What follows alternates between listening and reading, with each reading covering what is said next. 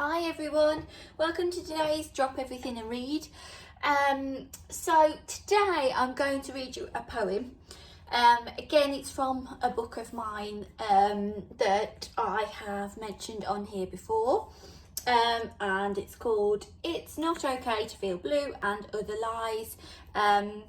Inspirational people open up about their mental health. Which of course is really important at the minute because we've all got mental health, and it's really important that we look after it, especially in the middle of all of all the madness that we're currently living through. So this poem in particular is by an author that I really like called Elizabeth Day, and she's a journalist and an author and a writer, and she has written a couple of she's written a novel, a non-fiction text based on failure. I think it's called How to Fail, and it's just about coping with failure and what as a society we do with it, and what we do to ourselves when we feel like we've failed, which isn't healthy. And she kind of reflects on that and what failure is, and this idea that our failure is in fact what makes us who we are, and makes us special. So it's called Into Light. We dug a hole in the ground in which to bury our shame. We stopped our hearts and stilled our blood in order to avoid detection. And somewhere in that dark, deep soil, we shielded ourselves from a flood that never came. We forgot that vulnerability is connection, that solidarity is forged around things going wrong, not right. That sometimes the only fight worth having is the one against the judgement we imagine thrown like orange peel from the cheap seats. And that the greatest fears are ones budding from the truth of who we are. Not the hall of circus mirrors in which we reflect the meanest distortions. Trying to live our lives in a box of the smallest proportions. Our limbs in perpetual commotion. Our thoughts cut to fit a pattern that is not of our making. I want to know before I resign myself to a half-life of half-buried intent, before I redesign myself to a plan that claims to be heaven-sent.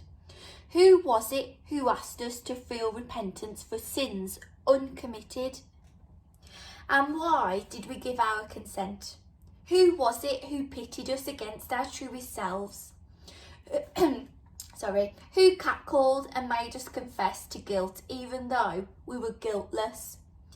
These ill-formed voices who have no skin in the game, who clothe us in their worn-out shame. I am tired of their jeering, of their peering into the ugly corners. I am tired of their eclipses that force my belief into ellipses. Before maybe, what if, here's a thought, the dark is only dark when buried. So, I choose instead to burrow up through the soil, up through the dark, heavy soil of my humiliation. And I will embrace the night while holding my soul up to the light. So I hope you enjoyed that. A lot of imagery in there, this kind of metaphor of us burying our fears, and I really liked the reference to when we look in the mirror and we kind of distort ourselves, and in this poem she kind of questions that. The hall of circus mirrors in which we reflect the meanest distortions. It's this idea that quite often we tend to have this negative view of ourselves and this negative view of failure, and actually it is failure that makes us who we are. We learn from our failures and we grow and we develop from them. So have a read through the poem independently.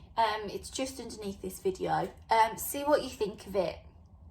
See what your personal interpretation is, and I'm sure your teachers and myself will look forward to seeing your responses on the quiz. Thank you guys.